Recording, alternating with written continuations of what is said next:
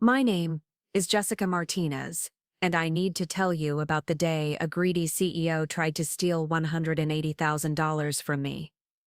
But here's the twist that nobody saw coming.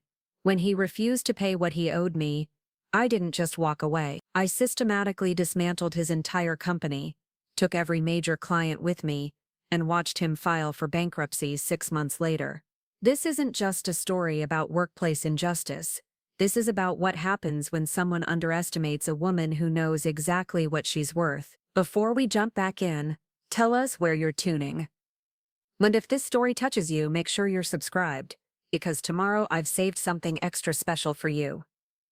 The desert heat in Phoenix has a way of clarifying things. When you're sitting in 110-degree weather, watching the sun blaze across endless red rock formations, all the noise in your head just evaporates. That's where I found myself on a Saturday afternoon in March, staring at the mountains outside Scottsdale, trying to process what had just happened to my career, my trust, and my faith in doing the right thing. But let me start from the beginning, because this story doesn't make sense without understanding who I was before everything changed. I'm 31 years old, born and raised in Tucson, the daughter of a high school math teacher and a nurse practitioner. My parents taught me that hard work pays off, that excellence speaks for itself, and that if you deliver results, recognition will follow. I carried those beliefs with me through college at Arizona State, where I double majored in business and communications, graduated summa cum laude, and landed my first job at a small advertising agency in downtown Phoenix. That first job taught me everything about hustle. I was making $32,000 a year,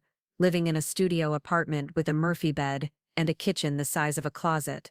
But I was hungry. I stayed late every night, volunteered for projects nobody else wanted, and studied every successful campaign I could get my hands on. Within 2 years, I'd been promoted twice and was managing accounts worth more than my annual salary. But I wanted more than just managing other people's visions. I wanted to build something, to prove that the strategies I'd been developing in my head could transform business. That's when I heard about Pinnacle Solutions. Pinnacle wasn't glamorous.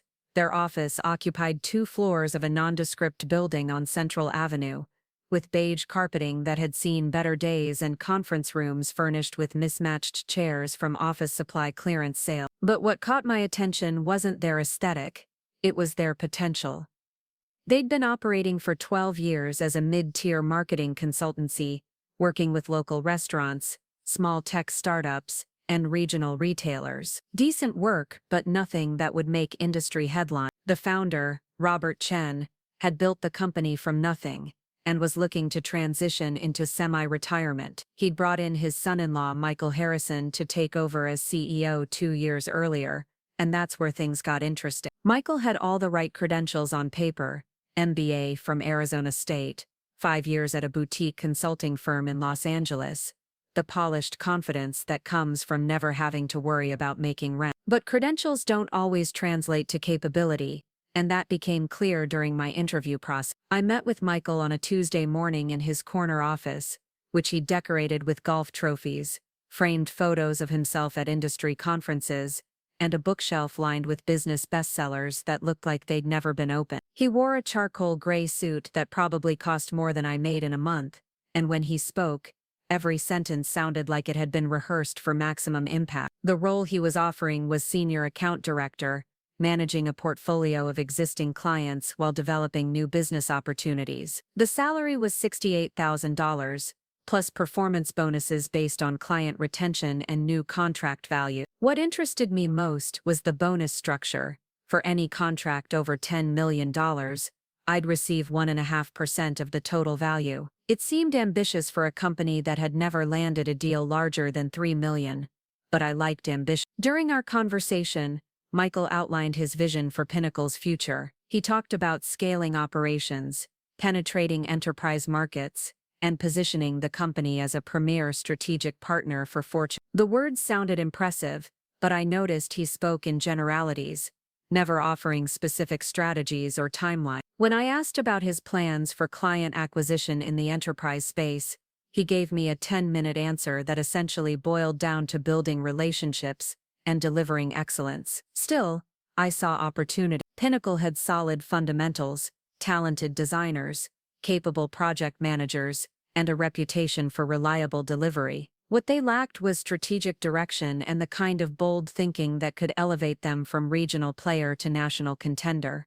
I could provide that. I accepted the position and started the following Monday. My first week at Pinnacle was enlightening in ways I hadn't expected. The team was competent but comfortable, settled into routines that prioritized efficiency over innovation. Client meetings followed predictable patterns, status updates, minor adjustments, invoicing discussions. Nobody was pushing boundaries or challenging clients to think bigger about their marketing potential. The client roster told the same story. Southwestern Restaurants, a chain of 7 casual dining locations, was paying us $40,000 annually for social media management and basic advertising. Phoenix Tech Solutions, a local software company, had us handling their website maintenance and occasional promotional campaigns for $60,000 per year. Solid, steady work, but nothing that would propel anyone's career into the stratosphere. I spent my first month learning the systems, understanding client histories,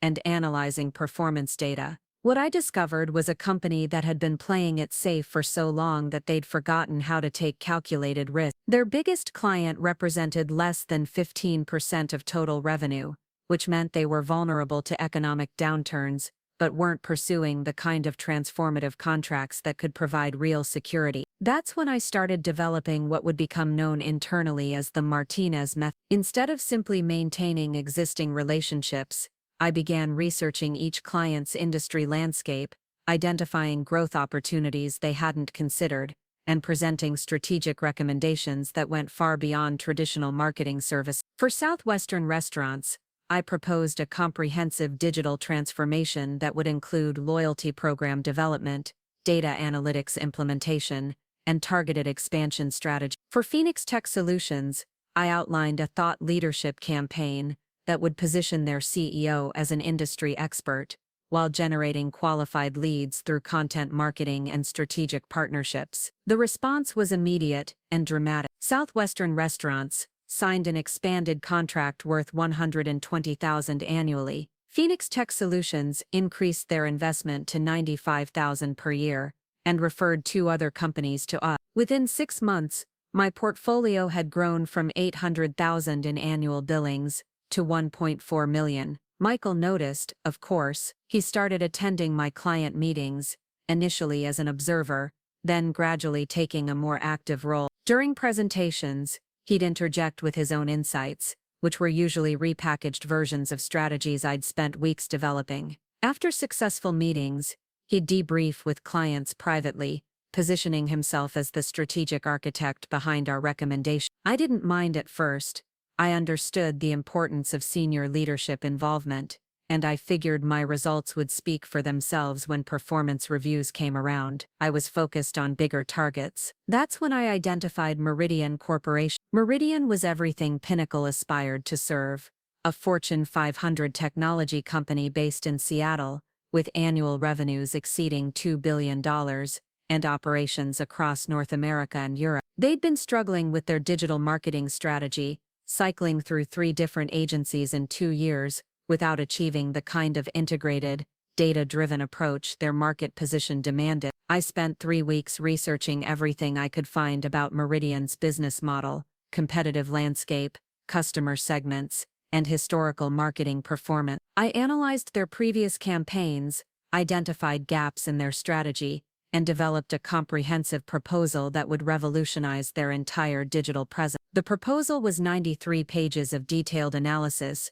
strategic recommendations, implementation timelines, and projected outcomes. I outlined a 3-year partnership that would include brand repositioning, content marketing, social media optimization, marketing automation, data analytics, and ongoing strategic consulting. The total value would be $12 million over 3 years, more than our previous 5 biggest clients combined. Getting the meeting was the first challenge. I spent 2 months building relationships with Meridian's marketing team, starting with LinkedIn connections, and progressing to phone conversations, email exchanges, and eventually a video call with David Kim, their VP of Marketing. David was skeptical initially. Pinnacle wasn't exactly a household name in enterprise marketing, but my research and strategic insights convinced him to give us a chance. The presentation was scheduled for a Thursday morning in October at Meridian's Seattle headquarters. I flew up the night before, staying at a downtown hotel within walking distance of their offices. I spent the evening reviewing my notes one final time,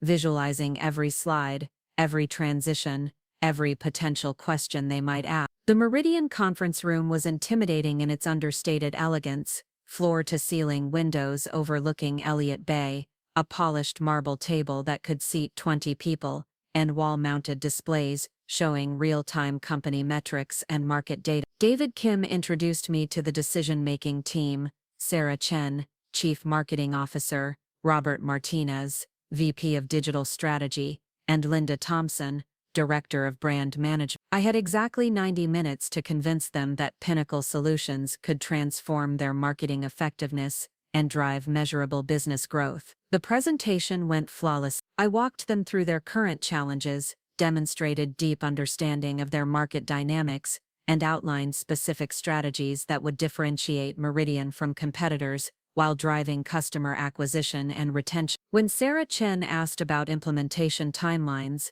I provided detailed project schedules showing how we could deliver initial results within 60 days. When Robert Martinez questioned our analytics capabilities, I demonstrated proprietary tools I developed for tracking campaign performance and ROI measurement. By the time I reached the final slide, the energy in the room had shifted completely. These weren't skeptical executives humoring a small agency anymore.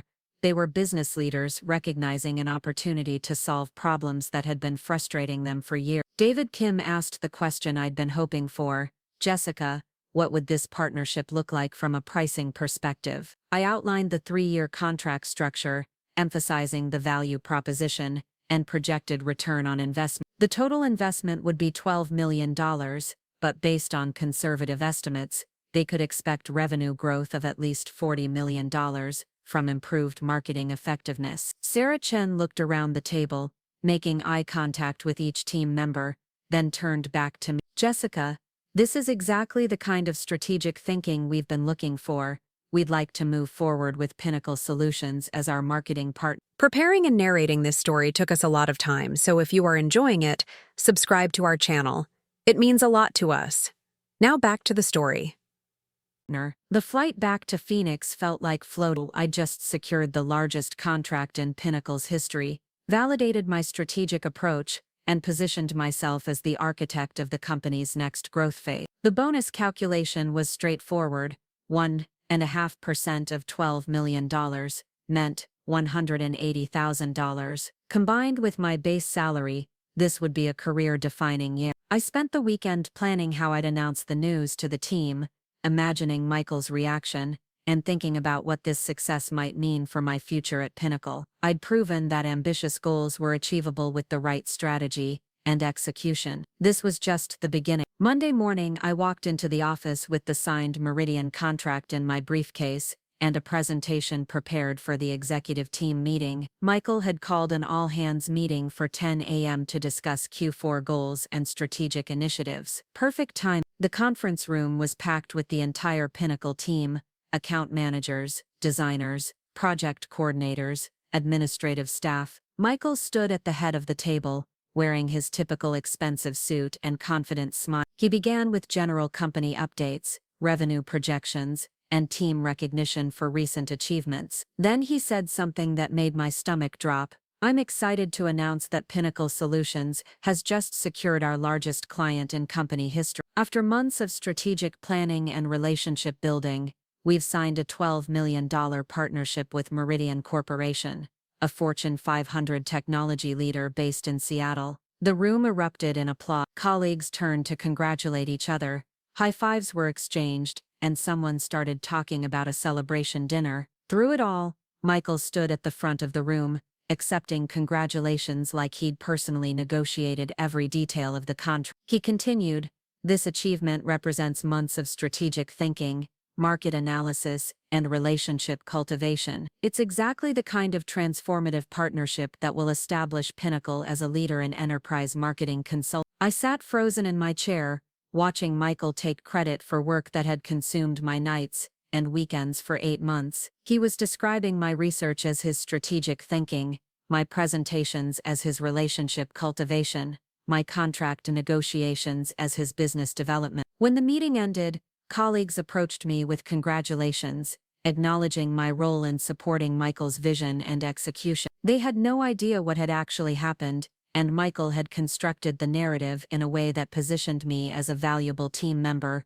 who had helped implement his strategic initiative. That afternoon, I submitted my bonus calculation to HR, along with documentation of the contract terms and my employment agreement. According to the written terms Michael had agreed to when I joined Pinnacle, any contract over $10 million entitled me to 1.5% of the total value. The math was simple. $12 million multiplied by 1.5% equaled $180,000. I expected the bonus approval to be processed within a few days, maybe a week at most. Instead, I received an email from Sarah Chen in HR requesting a meeting with Michael to discuss my compensation request. The meeting was scheduled for Thursday morning at 9 a.m. in Michael's corner office. I arrived 5 minutes early, carrying a folder with my employment contract, the Meridian Agreement, and documentation of my role in securing the partnership. I expected this would be a formality, a brief discussion to confirm the bonus amount and establish a payment timeline. Michael was seated behind his desk when I entered, reviewing what appeared to be financial documents. He gestured for me to sit in one of the leather chairs facing his desk, then leaned back with the kind of casual confidence that suggested he owned not just the office, but the entire conversation. "Jessica," he began, "I wanted to talk about this bonus request you submitted. I've been giving it some thought, and frankly I have some concerns about the amount you're claiming." I felt my chest tighten, but I kept my voice steady.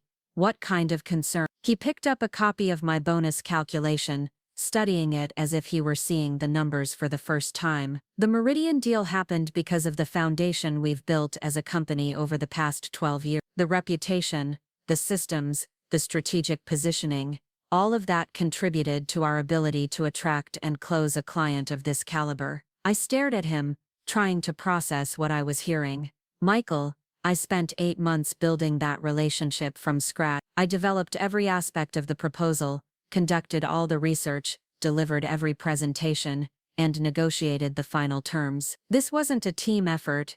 This was my project from beginning to end." He waved his hand dismissively. "You were the execution arm, Jessica. But execution only works when it's built on solid strategic foundation. The truth is, anyone on our team could have closed that deal once the groundwork was established." The audacity of that statement took my breath away. Anyone could have closed a $12 million fortune. With the right support and guidance, absolutely. He leaned forward, adopting a tone that was presumably meant to sound reasonable. "Look, I'm not saying your contribution wasn't valuable. You did good work on the implementations, but the bonus structure in your contract was written when we were a smaller company with different challenges. $12 million is transformative for Pinnacle, and frankly, paying out $180,000 to a single employee would impact our ability to reinvest and grow." I pulled out my employment contract and placed it on his desk. "This is the agreement you signed when you hired me. The bonus structure was your idea, Mike. You specifically wanted to incentivize large contract development, and you set the percentage at 1.5% for deals over $10 million. He glanced at the contract without really reading it. "Agreements can be interpreted different ways, Jessica. The spirit of that bonus structure was to reward team achievements, not individual windfalls." Individual windfalls. My voice was rising despite my efforts to stay calm. "This is money I earned by delivering results that exceeded every expectation you set." Michael's expression hardened. "I've discussed this with our financial team,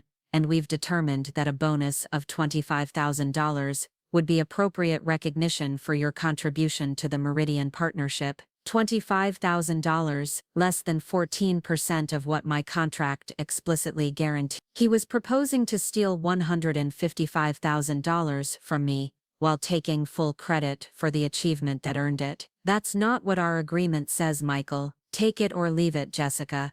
That's the offer." I sat there for a moment, studying his face, looking for any indication that this was some kind of negotiating tactic or misunderstanding. but his expression was perfectly serious. He genuinely believed he could rewrite our contract retroactively, steal my bonus, and expect me to accept it with gratitude. I stood up slowly, gathering my documents. "I need to think about this." "Don't think too long," he said, already turning his attention back to the papers on his desk. "The offer expires at the end of the week." I walked out of his office in a daze, past the cubicles where my colleagues were working on projects I'd helped develop, past the conference room where I'd presented strategies that had transformed our client relationship, past the reception area where Michael's awards and recognition photos covered an entire wall. Outside, the Phoenix heat hit me like a physical force, but I welcomed it. The artificial cool of the office had started to feel suffocating, and I needed the clarity that came from desert air and brutal honesty about what had just happened. Michael Harrison had just tried to rob me of $155,000 while taking credit for work that represented months of my life. He'd violated our written contract, stolen my professional achievement,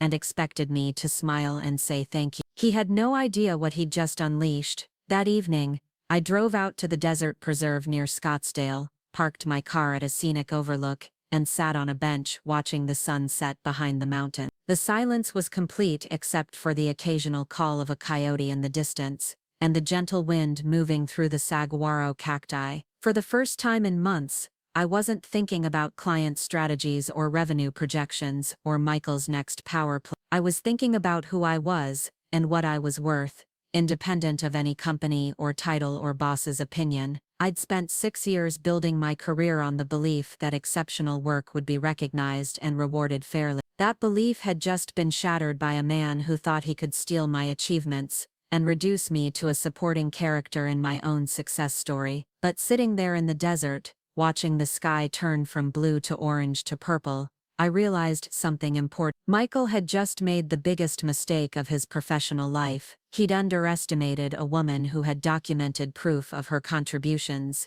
ironclad legal agreements, and the strategic thinking that had built his company's future. He thought he was taking advantage of someone who would accept unfair treatment, rather than fight back. He was about to learn how wrong he was. The Monday morning after my desert revelation, I walked into the Pinnacle Solutions office with a different energy entirely. The same beige carpeting, the same fluorescent lighting, the same motivational posters about teamwork and excellence that Michael had hung throughout the hallways. But everything felt different because I was seeing it through new eyes. This wasn't my career home anymore. This was a battlefield, and I was about to become a very strategic opponent. I spent the first hour of my day doing something I'd never done before at Pinnacle. I made copies of everything, every email thread related to the Meridian project, every draft proposal, every research document, every piece of correspondence with David Kim and his team. I downloaded my entire email archive,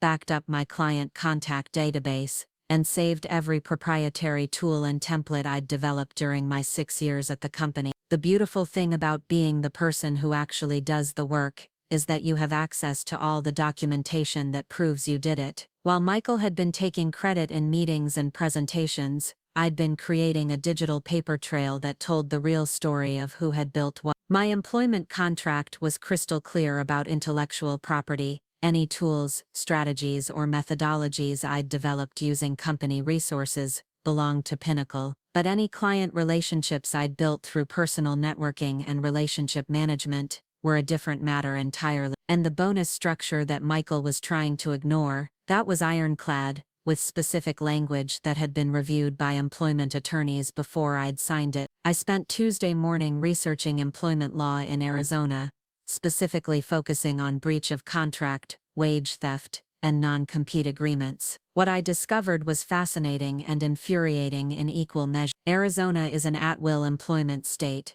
which means companies can terminate employees without cause, but they still have to honor written compensation agreements, and attempting to retroactively change bonus structures can constitute wage theft under state law. The non-compete clause in my contract was where things got really interesting. The agreement prohibited me from working for direct competitors or soliciting Pinnacle clients for 18 months after leaving the company. But there was a crucial exception buried in subsection 12B.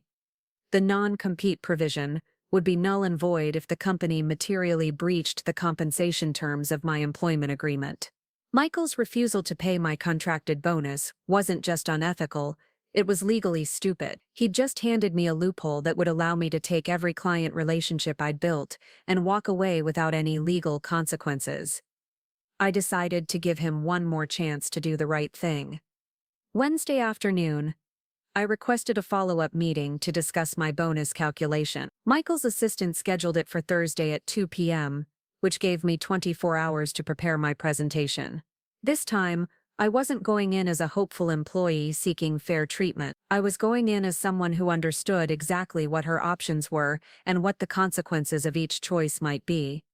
I prepared 2 documents. The first was a detailed legal analysis of my employment contract, highlighting the specific language around bonus calculations and the circumstances that would void my non-compete agreement. The second was a comprehensive list of every client relationship I developed personally, including contact information, contract values, and renewal dates. I wasn't planning to threaten Michael explicitly, but I wanted him to understand what he stood to lose if he continued down this path. The meeting started exactly as I'd expected. Michael sat behind his oversized desk, projecting the kind of casual authority that comes from never having to worry about money or consequences. He offered me coffee, asked about my weekend, and generally behaved as if we were discussing a minor administrative detail rather than his attempt to steal 6 figures from my earnings. "Jessica," he began, adopting what I'd come to recognize as his reasonable leader tone, "I hope you've had time to think about our conversation last week. I really believe the $25,000 bonus is a fair recognition of your contribution to the Meridian project." I placed my first document on his desk, a side-by-side comparison of the bonus language in my contract and the actual calculation based on the Meridian deal. "Michael, this isn't a matter of opinion. This is a legal contract that specifies exactly how bonuses are calculated for deals over $10 million. 1.5% of $12 million is $180,000. The math isn't negotiable." He glanced at the document without really reading it. "Jessica, you keep focusing on the technical language, but you're missing the bigger picture. Pinnacle is a team, and no single person deserves to receive more than some of our employees make in an entire year for one project. But one person did deliver results that will generate more revenue than the entire company made last year," I replied, "and that person has a written agreement that guarantees specific compensation for achieving exactly those results." Michael's expression shifted slightly, the first sign that his confidence might be wavering. "Look, I understand you're disappointed, but business realities sometimes require flexibility in how we interpret agreements." That's when I placed the second document on his desk, the detailed breakdown of client relationships and the legal implications of breaching my compensation agreement. "Michael, let me explain the business realities as I understand them. If you refuse to honor this bonus agreement, you'll be in material breach of my employment contract. Under Arizona employment law, that breach would void the non-compete clause in Section 12B, which means I could leave Pinnacle tomorrow and take every client relationship I've built with me." For the first time since I'd known him, Michael looked genuinely surprised. He picked up the second document and started reading, his eyes widening as he scanned the list of client names and contract value. "You're talking about Meridian, Phoenix Medical Group, Zenith Technologies, Southwestern Restaurants," he said slowly. "That's $8.2 million in annual billing." "Exactly. And since I developed those relationships personally, through direct networking and relationship management, they would have every right to follow me to a new agency if they chose to, which, given that they've been working with me rather than Pinnacle's leadership team, they probably would." The room went quiet except for the hum of the air conditioning and the distant sound of traffic on Central Avenue. Michael was studying the documents with the kind of focused attention he usually reserved for golf scorecards and expensive wine menus. "Jessica, this sounds like a threat." "It's not a threat, Michael. It's a factual analysis of the legal and business consequences of your decision. You can honor our agreement and pay the bonus you contractually owe me, or you can breach that agreement and deal with the fallout. But you can't have it both ways." He leaned back in his chair, trying to regain his composure. "Even if we wanted to pay the full bonus amount, the timing would be challenging. Cash flow in Q4 is always tight, and $180,000 is a significant outlay. I almost laughed. Michael, you just signed a $12 million contract. That includes $2 million in upfront payments. Cash flow isn't the issue here. The issue is whether you believe written agreements matter. I need to discuss this with our financial team, he said finally. Give me until next week. I can give you until Friday, I replied, standing and gathering my documents. After that, I'll be pursuing other options. As I walked out of his office, I could feel the shift in our dynamic. For 6 years I'd been the accommodating employee who accepted whatever treatment the company offered. Now I was someone with leverage, legal knowledge, and the willingness to use both. That evening, I received a text message from David Kim at Meridian. Hey Jessica, hope you're well. Quick question.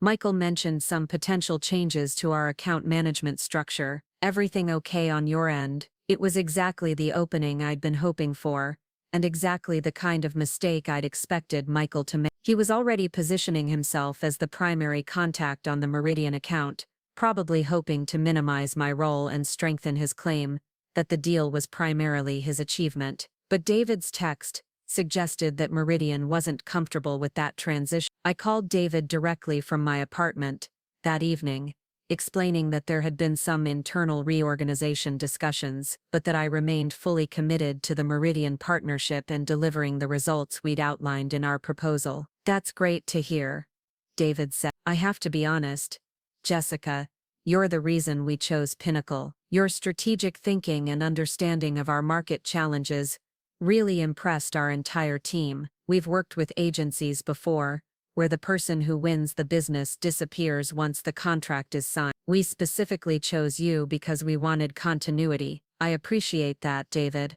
Delivering results for Meridian is my top priority, regardless of any internal changes at Pinnacle.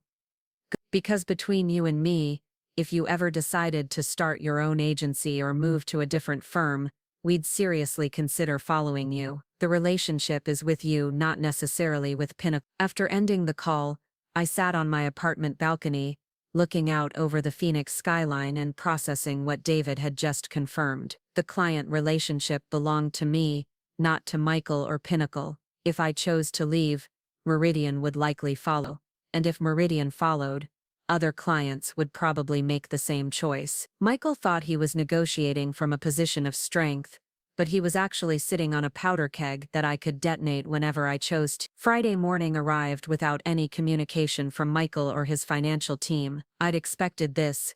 He was probably hoping that silence would pressure me into accepting his inadequate offer. Instead, I spent the morning researching commercial real estate listings and business licensing requirements in Arizona. If I was going to leave Pinnacle, I wasn't going to work for someone else. I was going to start my own agency and do things the right way from the beginning. At 11 a.m., I received an email from Sarah Chen in HR requesting a meeting to discuss my ongoing compensation concerns. The meeting was scheduled for Monday at 9 a.m. with Michael, Sarah, and an external mediator from Phoenix Employment Solutions. The fact that they'd brought in an external mediator suggested they were taking my legal position seriously, but it also meant they were preparing for a formal dispute process rather than simply honoring our agreement. Michael was choosing to fight rather than pay, which told me everything I needed to know about his character and his business priorities. I spent the weekend consulting with Rebecca Martinez, an employment attorney who specialized in executive compensation disputes. Rebecca reviewed my contract, my documentation, and the circumstances around the bonus denial. This is one of the most clear-cut cases I've seen, she told me during our Saturday morning meeting at her downtown office. The bonus calculation is explicitly defined. You have documentation proving your role in securing the contract, and their attempt to retroactively change the terms constitutes obvious breach of contract. What about the non-compete clause? Completely void if they breach the compensation agreement. You could start your own firm tomorrow and take every client with you, and they'd have no legal recourse. In fact, if they tried to enforce the non-compete after breaching your compensation, they could face additional penalties for frivolous litigation. How strong is my position if this goes to court? Rebecca smiled. Jessica, Companies settle cases like this because they know they can't win. The only question is whether they're smart enough to settle quickly or whether they want to pay attorney fees on top of what they already owe you. Monday morning's mediation session was held in a neutral conference room at Phoenix Employment Solutions, a corporate office park that specialized in workplace dispute resolution. The mediator was James Wilson, a former employment judge with 30 years of experience in compensation conflict. Michael arrived with Sarah Chen and David Foster, Pinnacle's corporate attorney. They occupied one side of the polished conference table while Rebecca and I sat on the other. The setup felt like a trial, which in many ways it was. James Wilson opened the session by explaining the mediation process and asking each party to present their position. Michael spoke first, outlining his perspective that my bonus expectations were unrealistic given the collaborative nature of the Meridian project and the financial impact on Pinnacle's growth investment. Jessica Martinez is a valued member of our team,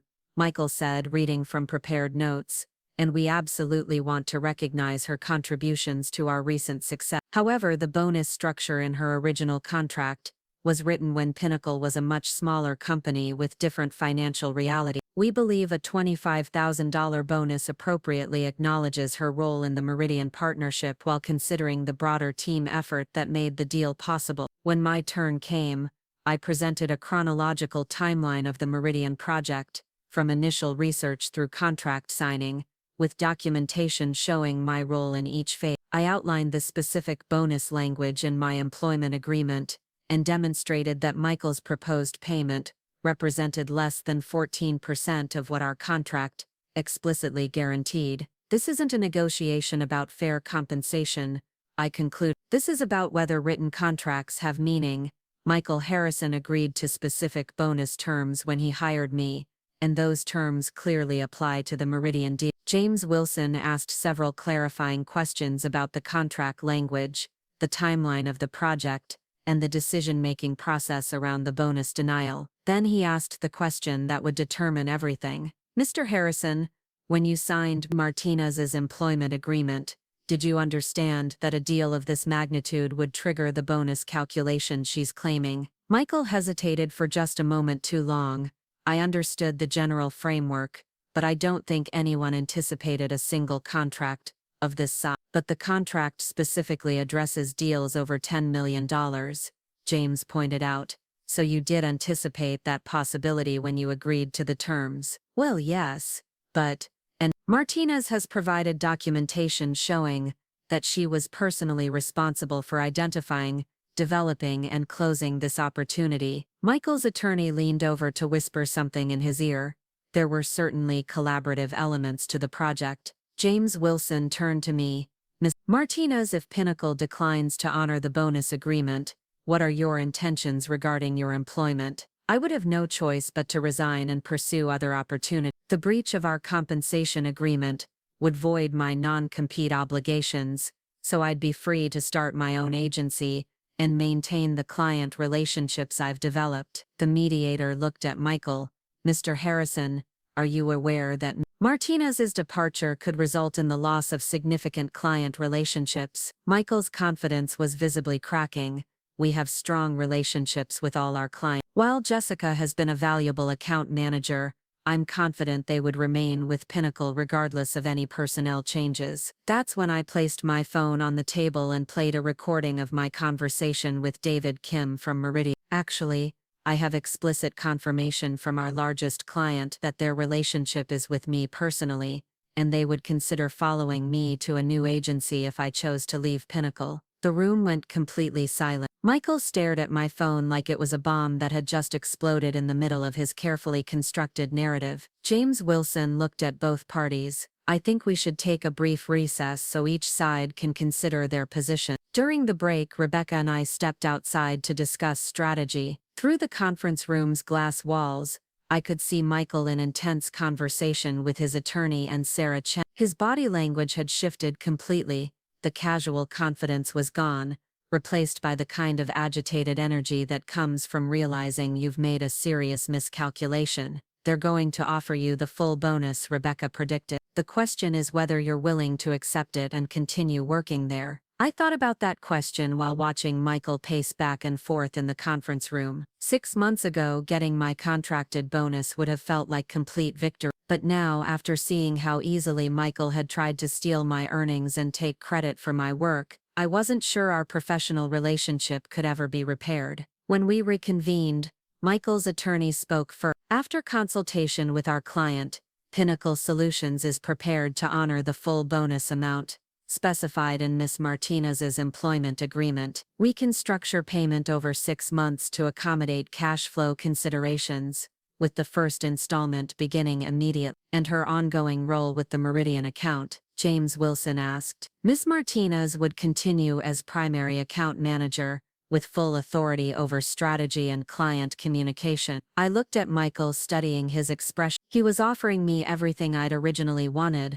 the money, the recognition, the professional respect, but there was something in his eyes that told me this was a tactical retreat, not a genuine change of heart. He was paying the bonus because he had no choice, not because he believed I'd earned it. I appreciate the offer, I said finally, but I need time to consider whether continuing at Pinnacle is the right choice for my career. Michael's face went pale. Jessica, we've agreed to honor your contract completely. What more do you want? I want to work somewhere that recognizes my value before I have to fight for it, I replied. I want leadership that takes credit for their own achievements, rather than stealing credit for mine. And I want to build something where success is rewarded automatically, not grudgingly. The mediation ended with an agreement that Pinnacle would pay my full bonus within 30 days, and that I would provide 2 weeks' notice if I decided to resign. It was a technical victory, but as I walked out of that conference room, I knew my real work was just beginning. That evening, I drove back to the desert preserve where I'd made my initial decision to fight back. This time, instead of anger and betrayal, I felt something much more powerful: clarity. Michael Harrison had spent 6 years building a company on other people's work while taking credit for their achievement. He'd tried to steal my bonus because he believed I would accept unfair treatment rather than fight back. He'd underestimated my legal knowledge, my client relationships, and my willingness to walk away from a situation that didn't serve my interest. But his biggest mistake was giving me time to understand exactly what I was capable of achieving on my own. Over the next 2 weeks, I quietly researched everything I needed to start Martinez Strategic Solutions. I identified office space, researched business licensing requirements, and began developing the operational framework for an agency that would prioritize talent recognition and fair compensation from day one. I also started having casual coffee meetings with former Pinnacle colleagues who'd left for better opportunities. What I discovered was that Michael's pattern of taking credit and undervaluing employees extended far beyond my personal experience. 3 talented account managers had left in the past 2 years because of similar treatment. 2 senior designers had started freelancing rather than continue working for someone who claimed their creative concepts as his own strategic vision. The picture that emerged was of a leader who had built his reputation entirely on other people's work while driving away the talent that had made that work possible. On Thursday of my second week back at Pinnacle, I received a call from Jennifer Walsh, a former colleague who now worked as a senior strategist at Morrison & Associates, one of Phoenix's most respected marketing firms. Jessica, I heard through the grapevine that you might be considering new opportunities. We've been looking for someone with your background to lead our enterprise accounts division. Would you be interested in grabbing coffee to discuss it? The offer was intriguing: senior leadership role, equity participation, immediate authority over major accounts. But as I listened to Jennifer describe the opportunity, I realized something important. I didn't want to work for someone else's vision anymore. I wanted to build my own. That night I called David Kim at Meridian. David, I wanted to give you a heads up about some changes in my professional situation. I'm starting my own strategic marketing firm, and I wanted to discuss how that might affect our working relationship. Actually, Jessica, that's fantastic news. We've been incredibly impressed with your work, and honestly, we'd be thrilled to be your first major client. What would you need from us to make that transition happen? I'd need you to terminate the Pinnacle contract and sign directly with Martinez Strategic Solutions. Same terms, same deliverables, but but a direct relationship without any intermediary. Consider it done. Send me the paperwork and we'll get this processed immediately. After ending the call, I sat in my apartment looking out over the Phoenix skyline and processing what had just happened. In the span of one conversation, I'd secured $12 million in revenue for a company that didn't exist yet. Michael's greed and ego had just cost him his biggest client and handed me the foundation for my own business. The next morning, I walked into Pinnacle Solutions for the last time. I'd prepared my resignation letter the night before, professional, brief, and completely free of emotional language. I requested a meeting with Michael for 11 a.m. When I entered his corner office, he was reviewing what appeared to be financial projections, probably trying to figure out how to allocate the Meridian revenue he thought he still controlled. "Michael," I said, placing my resignation letter on his desk, "I'm giving you 2 weeks' notice. My last day will be Friday, November 15th. He looked up from his papers with genuine shock. "Jessica, we just resolved the bonus issue. Your compensation has been approved, and you're getting full credit for the Meridian project. What more do you want?" "I want to build something where talent is valued from the beginning, not after legal intervention. I want to work with leaders who earn their success rather than claiming credit for other people's achievements. And I want to create the kind of agency that I wish had existed when I was looking for opportunities 6 years ago." Michael's expression shifted from surprise to something approaching panic. "You're starting a competing firm. I'm starting a strategic marketing consultancy that will prioritize client results and employee recognition. Whether that competes with Pinnacle depends on how effectively you retain your clients and develop new business without my contribution. Your non-compete agreement prohibits this kind of activity." I smiled and placed a copy of my employment contract on his desk, highlighting Section 12B. "Actually, your breach of our compensation agreement voided that restriction. I'm free to pursue any professional opportunities I choose." "What about Meridian?" "They specifically signed with Pinnacle Solutions. They signed with Pinnacle because they wanted to work with me. Now they'll have that opportunity directly." The color drained from Michael's face as he processed what I was telling him. "You're taking the Meridian contract. Meridian is choosing to work with Martinez Strategic Solutions instead of Pinnacle. That's their decision to make." Michael stood up abruptly, his composed executive demeanor finally cracking completely. "Jessica, you can't do this. That contract represents 30% of our annual revenue. Without Meridian, we'd have to lay off half our staff. Then maybe you should have honored our original agreement, instead of trying to steal my bonus and take credit for my work." I turned toward the door, then paused. "Michael, you spent 6 years building a company on other people's talent while convincing yourself that you were the strategic genius behind every success. You had an opportunity to recognize and reward the person who delivered your biggest achievement, and instead you chose greed and ego. The consequences aren't my responsibility. They're the natural result of your decision." As I walked out of his office for the final time, I could hear him frantically dialing his phone, probably calling his attorney to explore legal options that didn't exist or trying to reach David Kim at Meridian to salvage a relationship that was already over. 2 hours later, I received an email from Sarah Chen in HR requesting an exit interview to discuss my departure. I declined politely, explaining that my reasons for leaving had been clearly communicated, and that I preferred to focus on transitioning my responsibilities rather than rehashing past conflicts. By the end of the day, word had spread throughout the office that I was leaving to start my own firm. Several colleagues approached me privately to express interest in joining Martinez Strategic Solutions when it launched. 2 senior account managers asked for informal coffee meetings to discuss opportunity. Even Lisa Wong, one of Pinnacle's most talented designers, mentioned that she was considering freelance work and would love to collaborate on projects. Michael had spent years creating a culture where talented people felt undervalued and unrecognized. Now that culture was about to cost him much more than a bonus payment. My last 2 weeks at Pinnacle were surreal.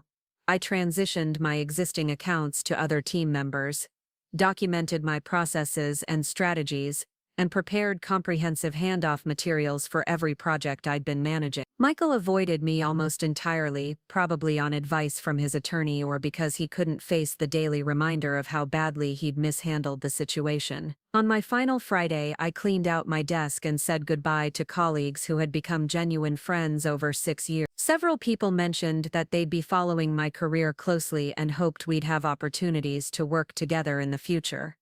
As I carried my box of personal items to my car, I felt an overwhelming sense of freedom. For the first time in my professional life, I was walking away from someone else's vision and towards something I would build entirely on my own terms. Martinez Strategic Solutions would be everything Pinnacle could have been if it had been run by someone who understood that sustainable success comes from recognizing talent, not exploiting it. Michael Harrison was about to learn that lesson the hard way. Starting a business is terrifying under the best circumstances. Starting a business while your former employer is threatening legal action and trying to convince your first major client to stay with them instead of following you is an entirely different level of stress. But sometimes the most challenging decisions lead to the most rewarding outcomes, and the 3 weeks after I left Pinnacle Solutions taught me more about my own capabilities than 6 years of working for someone else ever. My first priority was making Martinez Strategic Solutions a legitimate business entity rather than just an ambitious plan. I spent Monday morning at the Arizona Corporation Commission office,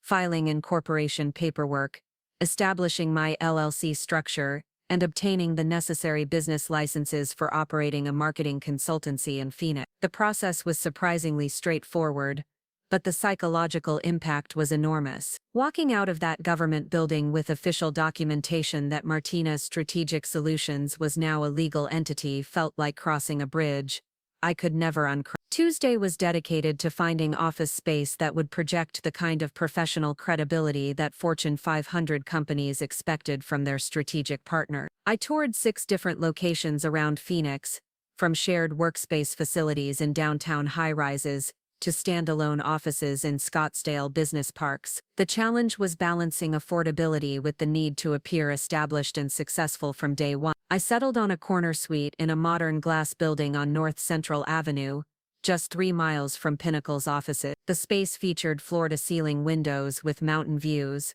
a conference room that could seat 12 people, and enough square footage for a team of 6 with room for expansion. The lease was expensive for a one-person startup, but I calculated that the Meridian contract alone would cover rent and operational expenses for the first year while I developed additional business. Wednesday brought the first real test of whether my confidence in client loyalty was justified or dangerously naive. David Kim called me at 7 in the morning, earlier than he'd ever contacted me during my time at Pinnacle. "Jessica, I need to give you a heads up about something." Michael Harrison called our CEO yesterday asking for a meeting to discuss the Meridian account transition. "He's claiming that your departure creates continuity risks for our project timeline and suggesting that Pinnacle should remain the primary agency with Martinez Strategic as a subcontract." My stomach dropped. Michael was trying to position my own company as subordinate to his, essentially turning me into a freelancer working under Pinnacle's umbrella rather than the independent strategic partner that Meridian had originally chosen. "What did your CEO say?" I asked, trying to keep my voice steady. He scheduled a meeting for Friday morning with Michael, our marketing team, and myself to discuss the situation. "Jessica, I want you to know that I've been advocating strongly for the direct relationship with your firm, but there are some concerns about working with a brand new agency for such a significant project." "I understand those concerns completely, David. What would help address them?" "Honestly, a presentation that demonstrates your operational capabilities and transition plan. Show us that Martinez Strategic Solutions isn't just Jessica Martinez working from her apartment. Prove that you have the infrastructure to deliver the same quality and reliability they would expect from an established agency." After ending the call, I sat in my empty apartment, contemplating the challenge David had just outlined. Meridian's concern wasn't about my strategic abilities or my personal relationship with their team. They were worried about betting $12 million on a company that existed mainly on paper and one person's track record. I had 4 days to transform Martinez Strategic Solutions from a legal entity into a fully operational marketing consultancy. Thursday morning, I called Lisa Wong, the talented designer who had expressed interest in collaborating on projects during my final week at Pinnacle. Lisa had been increasingly frustrated with Michael's tendency to claim creative concepts as his own strategic insights, and she'd been considering freelance opportunities that would give her more recognition and creative control. Lisa, I know this is short notice, but would you be interested in joining Martinez Strategic Solutions as creative director? I can offer you a 20% salary increase over what you're making at Pinnacle, plus profit sharing and full creative credit for all your work. There was a long pause before Lisa responded. Jessica, I've been waiting for someone to make an offer like that for 2 years. When do you need an answer? Immediately. I'm presenting to Meridian on Friday and I need to show them that we have a complete creative team in place. Then yeah, absolutely yes. When do I start? Lisa's resignation from Pinnacle created exactly the kind of disruption I'd hoped for. Within hours, the design team was buzzing with questions about Martinez Strategic Solutions and speculation about whether other departures might follow. Michael called an emergency staff meeting for Thursday afternoon, probably trying to contain the damage and prevent additional defections, but Lisa's decision to join my startup had an effect beyond just strengthening my team. It sent a signal to other Pinnacle employees that Martinez Strategic Solutions was a legitimate opportunity, not just Jessica Martinez striking out on her own in frustration. Thursday evening, I received a call from Robert Chen, the same project manager who had left me panicked voicemails during my walkout period 6 months earlier. Robert had been quietly job hunting since Michael promoted his less qualified nephew to senior project manager,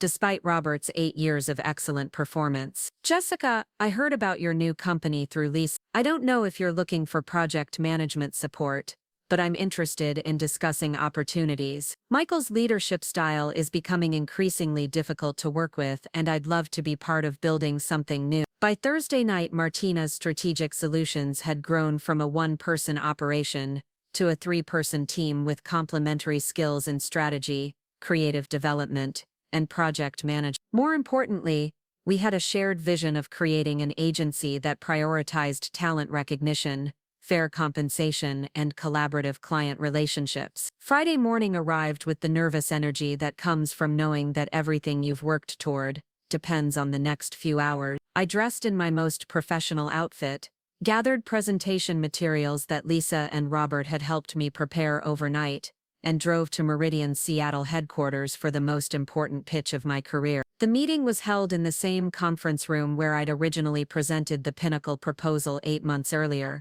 but the dynamic was completely different. This time, I wasn't representing an established agency with a 12-year track record. I was asking a Fortune 500 company to trust their marketing strategy to a business that had existed for less than a week. Present at the meeting were David Kim, Sarah Chen, Meridian's Chief Marketing Officer, Robert Martinez, VP of Digital Strategy, Linda Thompson, Director of Brand Management, and Michael Harris. Michael had positioned himself at the head of the table opposite from where I was seated, creating a visual representation of the conflict between our two companies. Sarah Chen opened the meeting by outlining Meridian's concerns about the transition. We're not questioning Jessica's capabilities or the quality of the strategic work she's produced, but Pinnacle Solutions is an established agency with proven operational systems and backup resources. Martinez Strategic Solutions is essentially a startup, and we need to understand how that affects our project timeline and risk management. Michael immediately seized the opportunity to reinforce those concerns. Sarah, that's exactly why we've proposed maintaining Pinnacle as the primary agency relationship, while bringing Jessica on as a specialized consultant. You get the strategic expertise you value while working with an organization that has the infrastructure to handle a project of this magnitude. I had anticipated this exact argument and prepared accordingly. I appreciate those concerns and I'd like to address them directly by walking you through the operational structure of Martinez Strategic Solutions. I began with a detailed presentation of our team credentials, highlighting Lisa's creative portfolio and Robert's project management experience. Then I outlined our operational systems, many of which were improved versions of processes I'd developed during my time at Pinnacle. Finally, I presented our transition timeline, showing how we could assume full responsibility for the Meridian account within 30 days, while maintaining project momentum. The question isn't whether Martinez Strategic Solutions has the infrastructure to handle this project, I concluded. The question is whether you want to work with an agency that views the Meridian relationship as foundational to our growth, or with an agency that views it as one account among many. Michael's response was immediate and predictably defensive. Pinnacle has invested years in building the foundation for this project. Jessica's strategic contributions have been valuable, but they built on systems and relationships that existed long before she joined our company. That's when David Kim asked the question that would determine everything. Michael, can you walk us through your personal involvement in developing the Meridian proposal? The room went silent. Michael had just been asked to explain his role in a project that everyone in the room knew he'd had minimal involvement in. He could either admit that his contribution had been largely ceremonial, or he could lie and risk being contradicted by people who had direct knowledge of the development process. Well, obviously I provided strategic oversight and final approval for all client communication. The proposal framework came from our established methodology for enterprise accounts. What established methodology? David pressed. When we evaluated marketing agencies, Pinnacle's approach was completely different from anything we'd seen before. Jessica presented strategies and tools that seemed specifically designed for our market challenges. Michael was trapped. He couldn't claim credit for methodologies that hadn't existed at Pinnacle before I developed them, but admitting that would undermine his entire argument about the company's established capability. The specific tactics may have been customized, but they were based on fundamental principles that Pinnacle has used successfully with other enterprise clients, he said, clearly struggling. Which other enterprise clients? Sarah Chen asked. According to the information we received during our agency evaluation, Meridian would be Pinnacle's first Fortune 500 account. The silence that followed was devastating. Michael had just been caught exaggerating his company's experience and minimizing the uniqueness of my strategic approach. Worse, he'd done it in front of potential clients who valued honesty and transparency above almost everything else. Robert Martinez leaned forward. Jessica, can you explain how your approach differs from traditional marketing consulting? I spent the next 20 minutes outlining the proprietary tools and methodologies I'd developed, many of which were innovations I'd created specifically for Meridian's challenges. I demonstrated the analytics platforms, showed examples of customized strategy frameworks, and explained how my approach integrated market research with behavioral psychology in ways that traditional agencies typically didn't attempt. The difference, I concluded, is that Martinez Strategic Solutions builds strategy from the ground up for each client, rather than applying templated solutions to unique challenges. We're not trying to fit Meridian into our existing methodology. We're creating methodologies specifically designed to solve Meridian's problems. Linda Thompson asked about continuity and risk management. What happens if Martinez Strategic Solutions experiences growth challenges or resource constraints? That's actually one of our competitive advantages, I replied. As a specialized firm focused initially on enterprise strategy, we can provide senior-level attention to every aspect of your project. At larger agencies, Fortune 500 accounts often get managed by junior staff with senior oversight. At Martinez Strategic, I'm personally involved in every decision and every client interaction. Michael made one final attempt to salvage the situation. That's exactly the risk factor we're concerned about. If Jessica becomes unavailable for any reason, there's no backup support structure. Actually, Lisa Wong interjected, that's not accurate. Martinez Strategic Solutions has assembled a team specifically chosen for complementary expertise. Jessica handles strategic development, I manage creative execution, and Robert oversees project implementation. We've designed redundancy into every aspect of our operation. The meeting concluded with Meridian's team requesting 48 hours to make their final decision. As we filed out of the conference room, Michael approached me in the hallway. Jessica, you know this isn't personal. I'm just trying to protect Pinnacle's interests. Michael, you spent 6 years taking credit for other people's work and then tried to steal my contractual bonus when I delivered your biggest success. Everything about this is personal. 2 days later, David Kim called with Meridian's decision. Jessica, after extensive discussion with our leadership team, we've decided to move forward with Martinez Strategic Solutions as our primary marketing partner.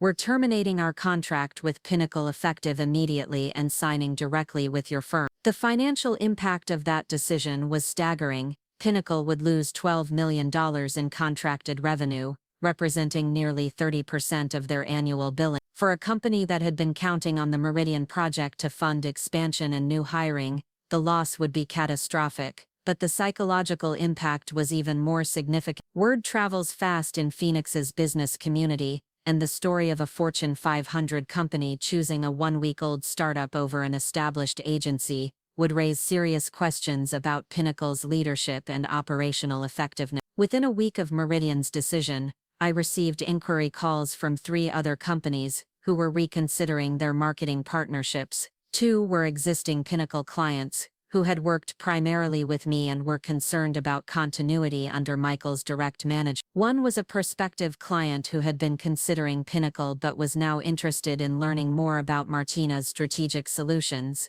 The momentum was building faster than I had anticipated, which created both opportunities and challenges. Each new client conversation required demonstrating that my success with Meridian wasn't a fluke, that Martinez Strategic Solutions could deliver consistent results across different industries and market challenges. I spent the following 2 weeks developing comprehensive capabilities presentations, refining our service offerings, and building operational systems that could scale as we added clients and team members. Lisa and Robert were instrumental in this process, bringing perspectives and expertise that strengthened every aspect of our business development. The breakthrough moment came during a presentation to Phoenix Medical Group, a regional healthcare network that had been working with Pinnacle for 3 years. Dr. Amanda Rodriguez, their chief marketing officer, had specifically requested a meeting after hearing about my departure from Pinnacle and the launch of Martinez Strategic Solutions. "Jessica, I have to be direct with you," Dr. Rodriguez said during our initial consultation. "Phoenix Medical Group has been increasingly frustrated with Pinnacle's account management. We've been working with them for 3 years, but we've never felt like a priority. Michael Harrison talks a good game in meetings, but the actual strategic work always seemed to come from someone else. What specific challenges have you been experiencing? Lack of innovation, minimal strategic thinking, and communication gaps that made us feel like we were just another billing unit rather than a valued client. When we learned that you were the person actually developing the strategies we'd been paying for, it raised serious questions about whether we should continue that relationship." Phoenix Medical Group represented $1.8 million in annual revenue for Pinnacle. Losing them in addition to Meridian would reduce Michael's company by nearly 40%. A devastating blow that would require immediate cost-cutting measures, and probably staff layoffs, but more importantly, it would establish a pattern. If word spread that Pinnacle's most sophisticated clients were leaving for Martinez Strategic Solutions, it would create momentum that could be impossible for Michael to counter. Dr. Rodriguez, what would you need to see from Martinez Strategic Solutions to feel confident about making a transition? She outlined specific requirements around strategic planning, campaign development, and performance measurement. Everything she described fell squarely within our capabilities, and several of her requests involved methodologies I'd actually developed during my time working on Phoenix Medical Group's account at Pinnacle. The presentation went exceptionally well. Lisa's creative concepts addressed brand challenges that Phoenix Medical Group had been struggling with for months. Robert's project management approach offered the kind of detailed oversight and communication that they'd been missing in their relationship with Pinnacle. And my strategic recommendations outlined growth opportunities that no one had previously identified or explored. 2 weeks later, Phoenix Medical Group terminated their contract with Pinnacle and signed with Martinez Strategic Solutions. The timing was particularly devastating for Michael because it happened during Q4, when most agencies rely on existing client relationships to meet annual revenue targets. The loss of 2 major clients within a month sent shockwaves through Pinnacle's organization. I heard through professional networks that Michael had called an emergency staff meeting to address recent competitive challenges and reassure remaining team members about the company's stability. But the reassurances weren't convincing, because the underlying problems hadn't been addressed. Michael still didn't understand that his leadership style and tendency to take credit for other people's work had created the conditions that made client defections possible. He was treating the symptoms without diagnosing the disease. The third major blow came from an unexpected source. Zenith Technologies, a software development company that I'd brought to Pinnacle 3 years earlier, reached out directly to discuss their marketing strategy for the following year. Their contract with Pinnacle was up for renewal in January, and they wanted to explore their options. "Jessica," said Tom Liu, Zenith's VP of Marketing, "we've been hearing some interesting things about your new company. Zenith has been happy with the strategic work we received, but we've always felt like the actual thinking came from you rather than Pinnacle's leadership team. Now that you're independent, we'd like to discuss what a direct relationship might look like." Zenith represented $2.3 million in annual billing for Pinnacle. Their departure would bring the total client losses to nearly $16 million, effectively cutting Michael's revenue in half and making his company financially unsustainable at its current size. The meeting with Zenith was scheduled for the first week of December, giving me time to prepare a comprehensive presentation that would demonstrate Martinez Strategic Solutions' growing capabilities and track record of client success. By this point, our team had expanded to 5 people, including a data analyst and a senior account manager who had followed Robert's lead in leaving Pinnacle for better opportunities. The pattern was becoming clear. Michael's employees were recognizing that Martinez Strategic Solutions offered something Pinnacle never had: a culture that valued talent, recognized contributions, and provided opportunities for professional growth without political maneuvering or credit theft. But the most satisfying confirmation of our growing reputation came from an unexpected source. Jennifer Walsh, the former Pinnacle colleague, who had initially contacted me about opportunities at Morrison & Associates, called to congratulate me on what she'd been hearing about Martinez Strategic Solutions. "Jessica, the word in Phoenix's marketing community is that you've built something special. People are talking about how you've assembled a team of Pinnacle's best talent and are delivering results that are making established agencies look complacent and outdated." "I appreciate that, Jennifer. We're focused on proving ourselves one client at a time." "Well, you're succeeding.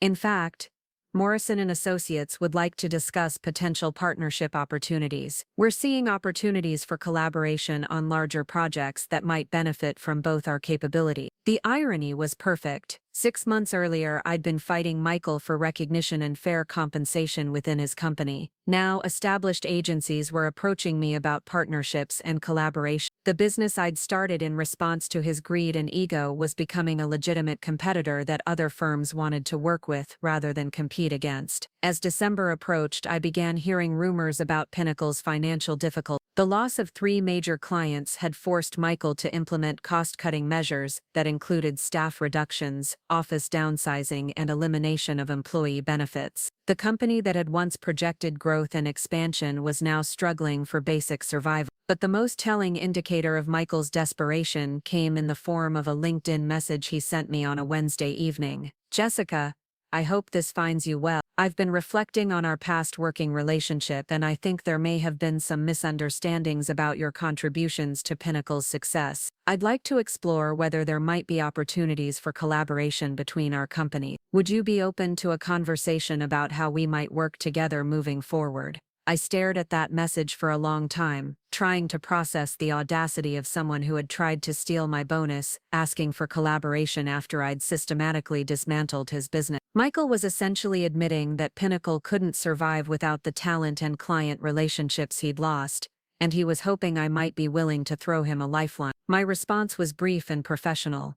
"Michael, I appreciate your message, but Martinez Strategic Solutions is focused on building direct client relationships rather than agency partnerships at this time. I wish you the best with Pinnacle's future endeavor." What I didn't tell him was that his own former employees had been keeping me informed about Pinnacle's internal situation. The company was hemorrhaging money, struggling to maintain basic operations, and facing the very real possibility of bankruptcy within 6 months if they couldn't replace the lost revenue. Michael Harrison had spent years building a company on other people's talent while convincing himself that he was the strategic genius behind every success. He'd tried to steal my bonus because he believed I would accept unfair treatment rather than fight back. Now he was learning that sustainable success comes from recognizing talent, not exploiting it.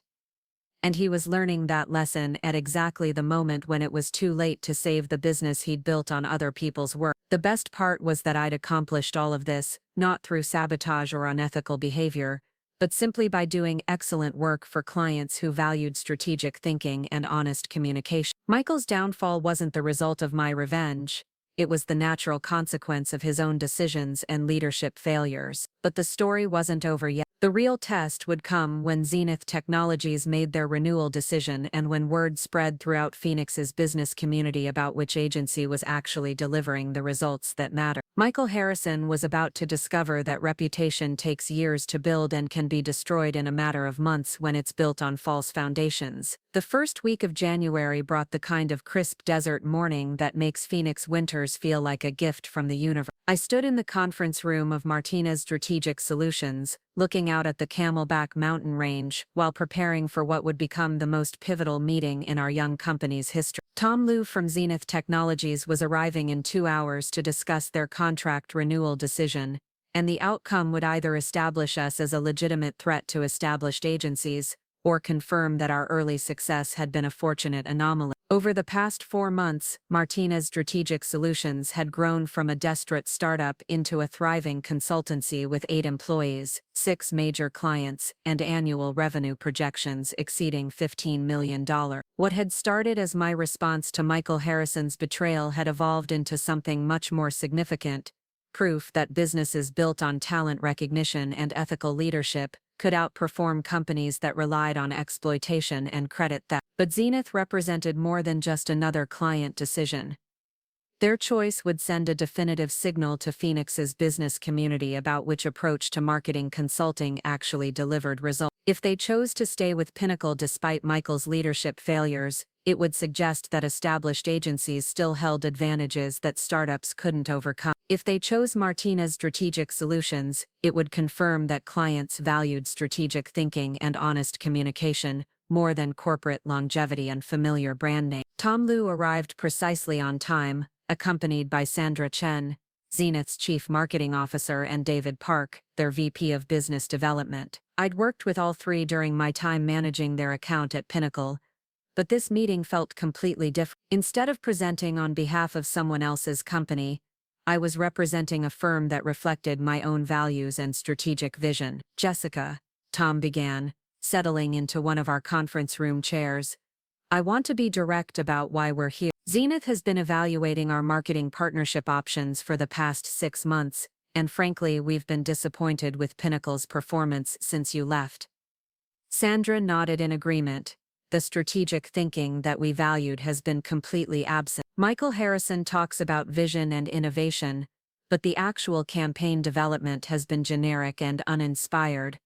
We've been essentially paying premium prices for work that any mid-tier agency could deliver. David leaned forward. "More importantly, we've been hearing impressive things about the results you've been achieving for other clients. Meridian's Q4 performance data showed marketing ROI improvements that we haven't seen in our own campaigns for 3 years." I had prepared extensively for these questions, but hearing them articulated so clearly still felt validating. The strategic approaches I'd developed weren't just theoretical frameworks, they were delivering measurable business results that clients could quantify and compare. "Tom, before we discuss what Martinez Strategic Solutions could offer Zenith, I'd like to understand your specific frustrations with your current marketing performance and your goals for the coming year." The conversation that followed lasted 2 hours and covered everything from customer acquisition costs to brand positioning challenges to competitive differentiation strategy. What emerged was a picture of a technology company that had been settling for adequate marketing support when they needed transformative strategic thinking. Sandra outlined their core challenge: "We're competing in a market where technical capabilities are becoming commoditized, but we haven't developed the kind of brand recognition that would allow us to command premium pricing. We need marketing that positions Zenith as an innovation leader, rather than just another software provider." David added context about their growth targets. "We're planning international expansion in the next 18 months, but our current marketing approach is too focused on local market dynamics. We need strategies that can scale across different cultural and regulatory environments." Tom concluded with budget realities.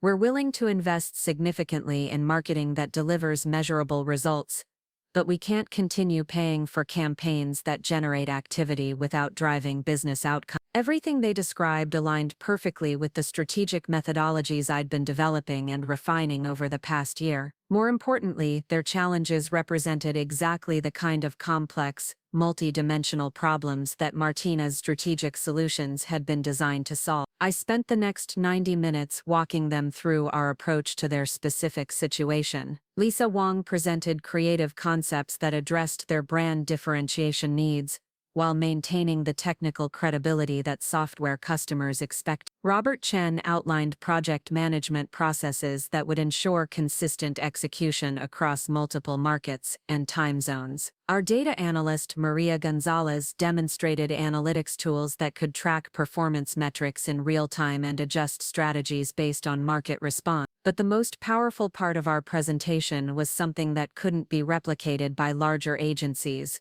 personal attention from senior-level strategists who viewed Zenith's success as foundational to our own growth. The difference, I explained, is that Martinez Strategic Solutions doesn't have hundreds of clients competing for attention from our best people. Zenith would be working directly with the team in this room, and every strategic decision would reflect our collective expertise and full attention. Sandra asked the question that would determine everything. Jessica, what specific results can you guarantee for Zenith's investment? I outlined performance projections based on similar clients, including measurable targets for customer acquisition, brand awareness, market penetration, and return on marketing investment. Then I offered something that Michael Harrison had never been willing to provide: financial accountability tied to actual business outcomes. Sandra, we're confident enough in our approach that we're willing to structure part of our compensation around performance metrics. If we don't deliver the results we've projected, our fees will be reduced proportionally. The room went quiet.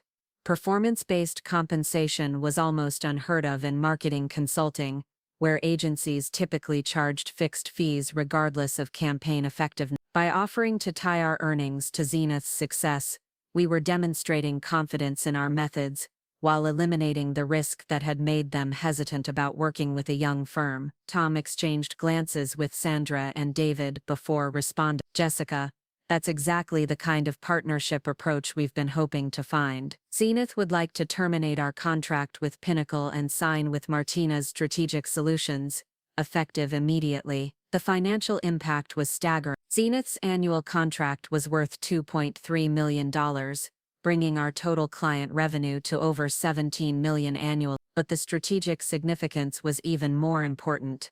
We'd just proven that established clients would choose innovative approaches over familiar relationships when the value proposition was clear and compelling. Within hours of Zenith's decision, my phone started ringing with inquiry calls from other companies who were reconsidering their marketing partnership. Word travels fast in Phoenix's business community, and the story of a startup agency systematically attracting clients from established firms was generating exactly the kind of attention that accelerates business growth. But the most satisfying call came from an unexpected source: Robert Chen, the project manager who had left Pinnacle to join our team, received a panicked voicemail from his former colleagues still working at Michael's company. "Robert, I don't know if you've heard, but things are getting really bad here. Michael laid off 6 people last week, and he's talking about closing the downtown office and moving operations to a smaller space. People are updating their resumes and looking for other opportunities. I wanted to reach out because I know Martinez Strategic Solutions has been growing, and I'm wondering if there might be opportunities there." The voicemail confirmed what industry sources had been suggesting for weeks. Pinnacle Solutions was in financial freefall. The loss of major clients had created a cash flow crisis that Michael couldn't resolve through cost-cutting alone. He needed new business immediately, but his reputation for taking credit and undervaluing talent had made client acquisition nearly impossible. 2 days later, I received an email that provided even more insight into Pinnacle's situation. Angela Rodriguez, who had been Pinnacle's head of business development until her resignation the previous month, requested a coffee meeting to discuss potential collaboration opportunities. We met at a downtown cafe on a Thursday afternoon, and Angela's first words, confirmed my suspicions about Michael's desperate circumstances. Jessica, I resigned from Pinnacle because Michael asked me to pitch potential clients using case studies and strategic frameworks that you had developed. He wanted me to present your work as examples of Pinnacle's capabilities, even though you'd been gone for 6 months and had taken the actual results with you. She continued, when I pointed out that this was misrepresentation, he told me that all intellectual property developed at Pinnacle belonged to the company. I explained that intellectual property doesn't include client relationships or the personal expertise that created successful outcomes, but he wouldn't listen. Angela's story revealed the extent of Michael's delusion about what he'd actually lost when I left Pinnacle. He genuinely believed that owning the legal rights to my previous work would allow him to replicate the results without understanding the strategic thinking or client relationships that had made those results possible. The final straw, Angela said, was when he asked me to contact Meridian directly and suggest that they reconsider their decision to work with Martinez Strategic Solutions. He wanted me to argue that Pinnacle's experience and infrastructure made us a safer choice for long-term partnership. I nearly laughed at the audacity. What did you tell him? I told him that calling a former client to criticize their current agency would destroy whatever professional reputation Pinnacle still had in the market. He responded by questioning my loyalty and suggesting that maybe I wasn't committed to the company's success. Angela's resignation had eliminated Pinnacle's last remaining business development capability. Without her relationship-building skills and industry knowledge, Michael had no viable strategy for replacing the revenue he'd lost or attracting new clients who might compensate for his leadership failures. The following week brought confirmation that Pinnacle's situation had moved beyond financial difficulty into genuine crisis. Lisa Wong received a LinkedIn message from her former design colleague, who was still working at Michael's company. Lisa, I hope you're doing well at Martinez Strategic. I wanted to give you a heads up that Michael announced today that Pinnacle will be reducing staff by 50% over the next month. He's also exploring the possibility of selling the company or merging with a larger agency. I don't think he can keep the doors open much longer. The timeline was faster than I'd anticipated, but the outcome was exactly what Michael's decisions had made inevitable. You can't build a sustainable business by taking credit for other people's work and then expect those people to stay loyal when better opportunities arise. But the most revealing insight into Michael's mindset came through a mutual connection in Phoenix's business community. Jennifer Walsh from Morrison and Associates called me with information she'd received during a recent industry networking event. Jessica, I thought you should know that Michael Harrison has been telling people that Martinez Strategic Solutions succeeded by stealing Pinnacle's clients through unethical competitive practices. He's claiming that you violated non-compete agreements and used proprietary information to convince clients to switch agencies. The accusation was both predictable and completely false. Every client who had chosen Martinez Strategic Solutions had made that decision based on superior strategic thinking, better communication, and demonstrated results. Michael was trying to rewrite history to avoid acknowledging that his own leadership failures had created the conditions for client defections. What's the response been from other agency leaders? I asked. Jennifer laughed. Nobody's buying. Everyone in the industry knows that client relationships belong to the people who build them, not to the companies that employ those people. Plus, your track record speaks for itself. You're delivering results that other agencies can't match. She continued. In fact, Michael's complaints are having the opposite effect from what he probably intended. People are talking about how Martinez Strategic Solutions must be exceptionally good if established agencies are struggling to compete with you. The irony was perfect. Michael's attempts to damage our reputation were actually drawing more attention to our success and making potential clients curious about what we were doing differently. 3 weeks later, the inevitable finally happened. I received a call from David Foster, the attorney who had represented Pinnacle during our bonus dispute mediation. Jessica, I'm calling to inform you that Pinnacle Solutions has filed for Chapter 11 bankruptcy protection. Michael Harrison is exploring options for restructuring the company's debt and potentially finding a buyer for the remaining assets. The news wasn't surprising, but hearing it confirmed still felt surreal. 6 months earlier, I'd been fighting for a bonus that Michael thought he could steal without consequences. Now his company was bankrupt and he was trying to find someone willing to purchase whatever remained of the business I'd helped build. David, what happens to Pinnacle's remaining clients and employees? The clients will probably be transferred to whatever agency acquires Pinnacle's assets, assuming anyone makes an offer. The employees will likely be laid off unless the acquiring company chooses to retain some of them. I thought about the talented people still working at Pinnacle who had been caught in the crossfire of Michael's poor decisions. They didn't deserve to lose their jobs because their CEO had prioritized ego over ethics. That afternoon, I called an all-hands meeting at Martinez Strategic Solutions to discuss an opportunity that could benefit everyone involved. Team, I just learned that Pinnacle Solutions has filed for bankruptcy. This creates an opportunity for us to acquire their remaining assets and offer employment to their displaced staff members. The room erupted in excited conversation. Lisa, Robert, and the rest of our team understood that acquiring Pinnacle would give us access to additional office space, equipment, and potentially some talented employees who had been trapped in a dysfunctional organization. But more importantly,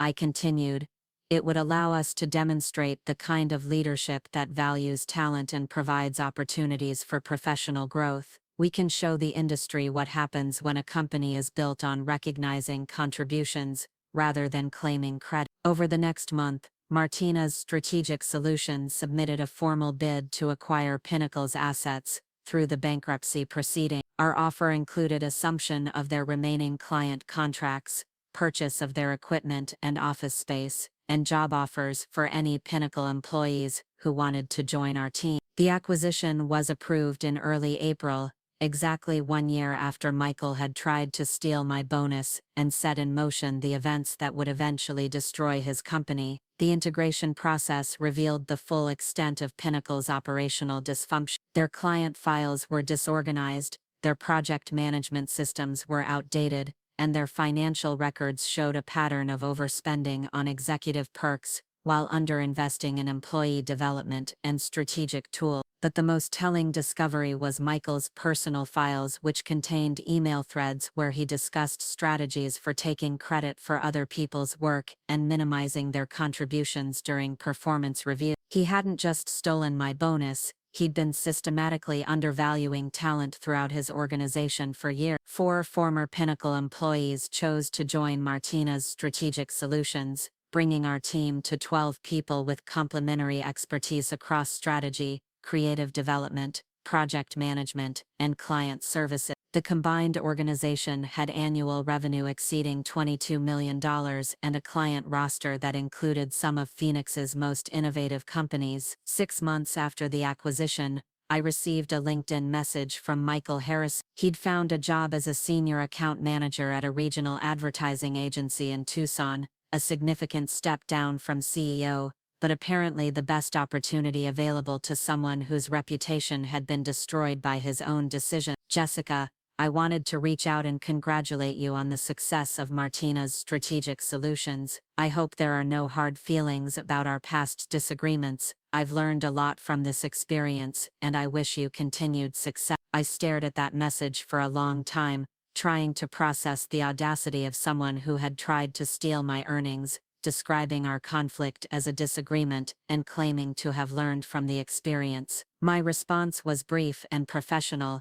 Michael, I appreciate your message. I wish you the best in your new role. What I didn't tell him was that his downfall had taught me something invaluable about the difference between building a business on talent recognition versus exploitation. Martinez Strategic Solutions succeeded not because I was seeking revenge against Pinnacle, but because we offered something that clients valued more than familiar brand names: strategic thinking, honest communication, and genuine partnership. The final validation came 12 months later when Martinez Strategic Solutions was named Phoenix Business Journal's Marketing Agency of the Year, recognizing our innovative approaches, client results, and commitment to employee development. The award ceremony was held at the same hotel where I'd attended industry events as a Pinnacle employee, hoping for recognition that never came. Standing at the podium accepting the award, I looked out at an audience that included former colleagues, current clients, and competitors who had learned to respect what we built. I thought about the journey from that devastating Thursday morning when Michael tried to steal my bonus to this moment of professional recognition and industry leadership. "This award belongs to every member of our team," I said, looking at Lisa, Robert, and the other talented people who had chosen to build something new rather than accept inadequate treatment. Martinez Strategic Solutions exists because we believe that talent should be recognized, contributions should be rewarded, and success should be shared. The applause was enthusiastic, but the most satisfying moment came afterward when David Kim from Meridian approached me at the reception. "Jessica, I wanted you to know that our partnership with Martinez Strategic Solutions has exceeded every expectation we had. The strategies you've developed have driven 47% revenue growth over the past 18 months, and our brand recognition has increased dramatically in every market segment," he continued. "But more importantly, working with your team has reminded us what true partnership looks like. You don't just deliver services, you deliver results and take responsibility for our success." That evening, driving home through the desert landscape that had provided clarity during my most challenging moments, I reflected on what I'd learned about the difference between seeking revenge and building something better. Michael Harrison had tried to steal my bonus because he believed I would accept unfair treatment rather than fight back. He'd underestimated a woman who understood her worth and had the courage to claim it. His greed and ego had cost him his company, his reputation, and his career. But my success hadn't come from destroying Pinnacle, it had come from building Martinez Strategic Solutions into the kind of agency that clients wanted to work with and talented people wanted to join. Sometimes the best revenge isn't revenge at all. Sometimes it's simply showing the world what's possible when you refuse to accept less than you deserve, and have the vision to create something better. Michael Harrison learned that lesson too late to save his business. But for everyone watching our story unfold, the message was clear: talent recognized and fairly rewarded will always outperform exploitation and credit theft. Martinez Strategic Solutions now employs 37 people, serves clients across North America, and generates annual revenue exceeding $50 million. We've proven that businesses built on ethical leadership and talent recognition don't just survive, they thrive. And it all started with a woman who knew exactly what she was worth and refused to let anyone convince her otherwise. Up next, you've got two more standout stories right on your screen. If this one hit the mark, you won't want to pass these up. Just click and check them out.